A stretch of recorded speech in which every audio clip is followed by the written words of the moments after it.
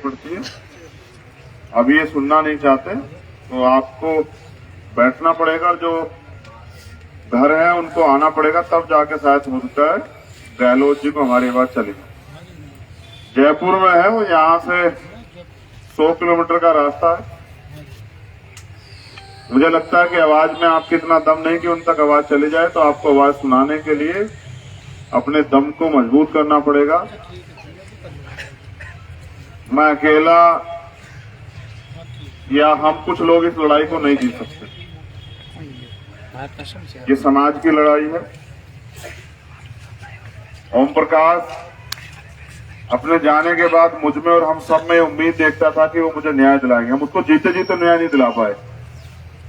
अब हमारी जिम्मेदारी बनती है कि अब वो हमारे बीच नहीं, तो उन तीनों बहनों का भाई बनके, या आप जिस भी रिश्ते में बड़े हो, उनके चाचा ताऊ, छोटे हो तो उनको जिस भी रिश्ते में मानते हो, उस माँ का बेटा बनके हमें इस लड़ाई को मजबूत करना। लड़ाई ये नहीं ओम प्रकाश तो चला गया, क्या आप और मैं मिलकर ओम प्रकाश को ला सकते हैं? लेकिन कल किसी ओम प्रकाश के साथ ऐसा ना, उसके हौसले टूट जाए, इसलिए तो हमें लड़ना पड़ेगा ना। या आप और ओम प्रकाशों का बलिदान देने के लिए तैयार हो? बताओ। और इसे टेंट को और बड़ा कर दो यार, इसे वहां तक लगा दो जहां तक हमारे लोग बैठना चाहें। अगर हम टेंट का भी वो नहीं, टेंट भी नहीं लगवा पा रहे हैं क्या, इसको वहां तक लगवा दो। और ये रास्ता खुला रखना, किसी पेशेंट को परेशानी ना हो। लेकिन ये याद रखो कि इतिहास लड़ने वालों को याद रखता है, टकराने वालों को, घुटने टेकने वालों को याद नहीं रखता है। अगर आप इसको परमानेंट रोकना चाहते हो तो फिर डटो, मैदान में हिम्मत करके डटो। और अगर आप इसको इसलिए आए हैं कि मैंने बुलाया, आपके दिल में दर्द है, आप इस जाति में पैदा हुए, तो मैं कहता हूं कि फिर इस फॉर्मेलिटी की भी जरूरत नहीं। अरे चलो अपना काम करो, काम करो आप। अरे भाई साहब, एक मिनट रुक जाओ। अरे तो नहीं, बोलो मतलब ठीक है, ठीक है, ठीक हॉस्पिटल में कोई मरीज नहीं है। ठीक, आपने कह दिया। ठीक है, ठीक। आप डरिए।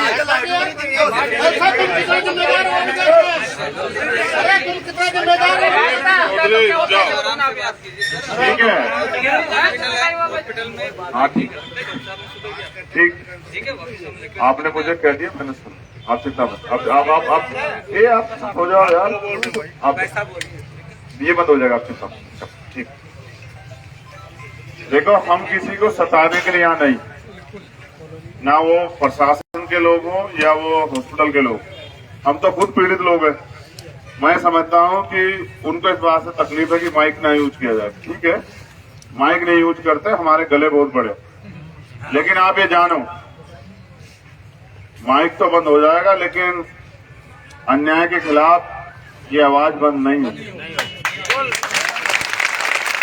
और यहाँ की सरकार तो अन्याय भी बंद नहीं कर सकती है। ये माइक क्या आवाज वो करेगा, हम तो इतनी आवाज रखते हैं कि बहुत दूर तक जाएगी। लेकिन याद रखो, माइक से तेज कर दो आवाज। माइक बंद नहीं करना, ये अन्याय बंद करना है। और फिर कह रहा, जय भीम, जय भीम, जय भीम। ये लोकतंत्र है। आप इधर उधर सब जगह घूमो, कोई नहीं कुछ आपको न्याय देगा। आप, मेरा आपसे वादा है, जैसे आप कल डटे थे, आप डट जाओ। और मैं गारंटी देता हूं कि डीएम भी आएगा और सीएम भी आएगा। वो नहीं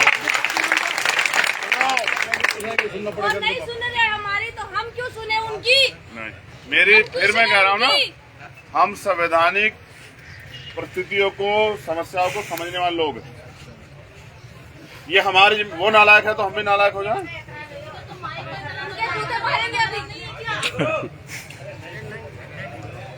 मैं समझता हूं कि आपको मेरी बात माननी चाहिए। बिल्कुल। इतना सा आप मुझसे विश्वास करो कि आप मेरी बात को मान जाओ। ये टेंट लगवा के मैं तो ये कहूंगा कि आप बैठ जाओ, रास्ता खुला रहने दो, किसी पेशेंट को आने दिक्कत ना हो। मगर याद रखो, क्या बंद करना है?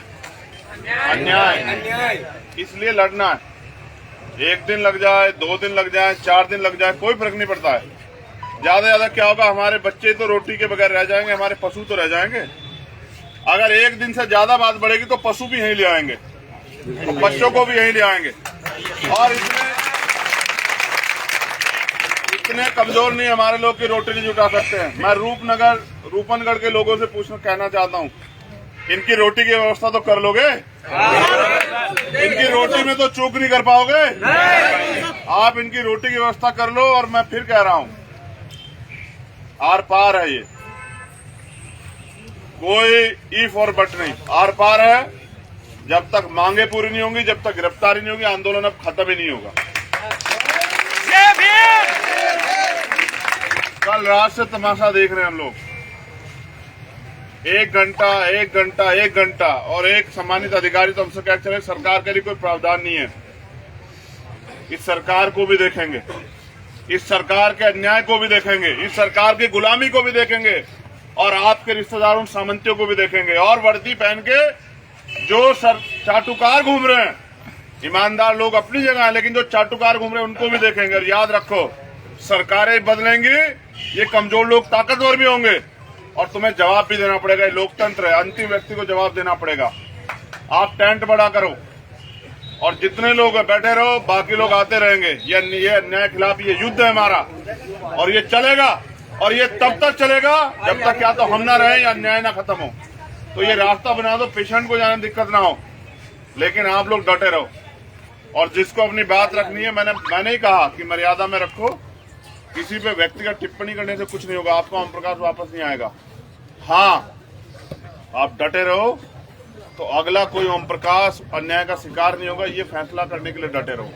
और उस परिवार को, क्योंकि मेरा मानना है 10 दिन के बाद रिश्तेदार भी भूल जाएंगे, समाज के लोग भी वो चूक कर जाएंगे कि भाई कौन करेगा, लेकिन मैं अपनी बहनों से वादा कर रहा हूं, सरकार मदद नहीं करेगी तो समाज मदद करेगा। अपनी माँ से भी कह रहा हूं कि घबराओ मत, ये समाज बहुत ताकतवर है। जब जब ये अंगड़ाई लेता है तो ये जवाब देता है, इनकी चुप्पी भी जवाब दे रही है। ये जो इतने लोग आके यहाँ इस समाज को अपमानित कर रहे हैं अपने वक्तव्य में कि महासभा में जाते ये करते हो, कि ये चुपचाप इसलिए सुन रहा है क्योंकि ये इंतजार कर रहा है। ये इनका सब्र देखो कि ये भरोसा करते ठगे जाते हैं। मैं इस समाज की हिम्मत की दाद देता हूं, मगर मैं फिर कह रहा हूं कि वो जो लोग अन्याय को समर्थन करें उनका समझौता ना करो, उनका साथ मत दो। और जो अन्याय के खिलाफ लड़ रहे हैं, महेंद्र जैसे लोग, मटरू जैसे लोग, और वो तमाम लोग जो कल से यहाँ मोर्चा लेके, या रूपनगढ़ के लोग, मैं उनका धन्यवाद देता हूँ। अपने सगे भाई के उसमें नहीं जाता आदमी, यहाँ समाज के लिए आप बैठे हो, मैं आपका धन्यवाद देता हूँ। ये गलत कह रहे हैं कि आप ताकतवर नहीं हो, मैं कह रहा हूँ जो घर पे सोया ना उसको भी शर्म आएगी। आप देखो, आप बैठे रहो, आपकी चीखें जाएंगी वहां तक, आपका दर्द जाएगा वहां तक, और जो आज सो रहा है घर में वो भी आएगा कल निकल के, और शाम तक वो माँ भी निकल के आएगी जो तुम्हारी चीखों को सुनेगी। चिंता मत करो, हम देखेंगे जालिम हुकूमत में कितना दम है, हम देखेंगे ये जो निकम्मा प्रशासन है सरकार, इनमें कितना दम है। मगर आप टिके रहो, अगर आप खड़े रहोगे तो ये LIU के लोग, IB के लोग रिपोर्ट भेजते रहेंगे कि ये लोग टिकाऊ नहीं। आपको टिकाऊ बनना पड़ेगा, हिम्मत दिखाओ, किसान के बेटे हो यार, मजदूर के बेटे हो, कहां धूप से घबरा रहे हो, बैठ जाओ। अगर तुम खड़े होते हो तो ये एहसास होता है कि जाने वाले लोग हैं, हमारा भी मनोबल टूटता है। तो हिम्मत दिखाओ, बैठ जाओ। जिसको जहां जगह कोई, जिसको पेड़ पे जगह मिले पेड़ पे बैठ जाओ, जिसको जहां जगह मिले वहां बैठ जाओ, लेकिन टिके रहो। मेरे पास बहुत काम है, विश्वास करो। आज भी जो है, मैं आज भी मेरा आंदोलन प्रोग्राम है, दोनों बहुत समस्या है। मैं तो ये सोच रहा हूँ कैसे इस लड़ाई को भी लड़ूं और वो भी निपटाऊं, उस पर भी चर्चा कर रहा हूँ। लेकिन मुझे ये भी डर है कि इधर मैं उस आंदोलन की तरफ गया, दूसरी दिशा में आप लोग यहाँ से खड़ना चले जाओ, ये भी डर सता रहा है मुझे। नहीं जाएंगे सर। ऐसा ना हो कि मैं इधर की तरफ को कहूँ कि चलो मैं ये काम निपटा के आऊं, तो पता लगे कि आप लोग कहो कि भाई तो है नहीं, तो हम भी घर चले जाते हैं। ऐसे नहीं जीती जाती लड़ाई। तो मैं तो अभी आपके हौसले को देख रहा हूँ कि आप कितने समय तक बैठते हैं। आज ये मेरी नहीं है, आज ये इस परिवार की नहीं, आज समाज के सम्मान की, स्वाभिमान की लड़ाई। आप टिके रहोगे और मजबूत होगा आंदोलन, और अगर आप शांत हो जाओगे तो आंदोलन कमजोर पड़ जाएगा। ये जो मेरी माए बैठी,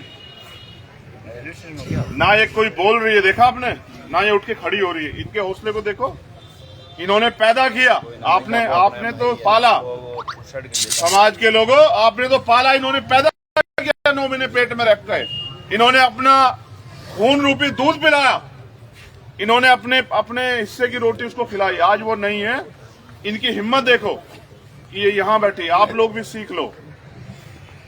इसलिए कह रहा हूं, लड़ाई लंबी, एक दिन में न्याय नहीं होता है। अगर किसी को गलतफहमी एक दिन में, अभी तो बहरे मुख्यमंत्री तक आवाज नहीं गई, लेकिन मैं कह रहा हूं अगर आप टटे रहे उसके कान खुल जाएंगे और वो उल्टे पैर दौड़ के आएगा। आप अपनी ताकत तो बनाओ, जैसे आप उनकी सभाओं में जाते हो ऐसे अपनी ताकत बनने दो। यहाँ वो उल्टे पैर आएगा और इस माँ के गले लग के कहेगा कि बता क्या चाहिए, देखते जाओ, लेकिन हटो मत, डटे रहो। आपकी एकता, आपकी लड़ाई, आपकी ताकत है, आपस में मत बटो। कोई यहाँ से खड़ो किसी पर टीका टिप्पणी ना करे, बस कहे कि हम साथ हैं। आ जाइए, और आते रहेंगे लोग। मैं जानता हूं कि लड़ने वालों की संख्या बहुत है राजस्थान में, साथ देने वालों की संख्या बहुत है। मैंने कई आंदोलन देखे, मैंने पाली का आंदोलन देखा, घुटनों पे थी सरकार, हाथ जोड़ते फिर रहे थे अधिकारी। मैंने जालोर का आंदोलन भी देखा कि नतमस्तक थी सरकार, लेकिन न्याय उनको मिलता है जिनकी ताकत होती है। उदयपुर वालों को न्याय मिला क्योंकि उनकी ताकत थी, उनका मीडिया था, उनके लोग थे। आपको भी न्याय मिलेगा, आप बस बैठे रहो, आपकी संख्या, आपकी ताकत है। अगर उठ के पैर पीछे रखोगे तो हम हारेंगे, और अगर डट के बैठोगे तो हम जीतेंगे। और समय की चिंता मत करो, हम तो वो लोग हैं जो फसल का भी 2 महीने इंतजार करते हैं। 2 महीने बाद मेरी फसल जो है ना मुझे बल देगी। आज तो नस्ल की लड़ाई आ गई है, आज तो असल की लड़ाई आ गई, तो वजूद की लड़ाई आ गई है। इसलिए कह रहा हूं डटे रहो। तो मैं आपसे उम्मीद करूंगा कि आप इस लड़ाई कमजोर नहीं होने दोगे, और मैं आपसे वादा करता हूं कि इस लड़ाई को कमजोर होने नहीं देंगे हमारी तरफ से भी। लेकिन लड़ाई तो आप, आज ये अजमेर है, समस्या ये है, ये जयपुर नहीं मैं जयपुर के लोगों से शिकायत करूं, ये पाली जोधपुर नहीं कि मैं वहां से, ये अजमेर है। इसलिए अजमेर के लोगों की इंतजार हो रही है। अगर ये जोधपुर पाली होता, ये जालोर होता, तो जालोर के लोग देते जवाब। और अब तक गिरवान पकड़ लिए तो उन्होंने प्रशासन के, कि 2 जवाब कहां से आएगा ओम प्रकाश। ये अजमेर है, आज सवाल अजमेर पे है। अजमेर सोचे कि वो समाज में क्या संदेश दे रहा है। अजमेर सवाल करे खुद से, क्या वो इतने कमजोर हैं कि अपने बच्चे को न्याय नहीं दिला पा रहे हैं। इसलिए आपसे निवेदन है कि डट के लड़िए, जमकर लड़िए, और तब तक लड़िए जब तक न्याय ना मिले। बहुत बहुत धन्यवाद। जय भीम, जय भारत। और आप जो लोग पहुंचे उन सबका धन्यवाद। फिर कह रहा हूं,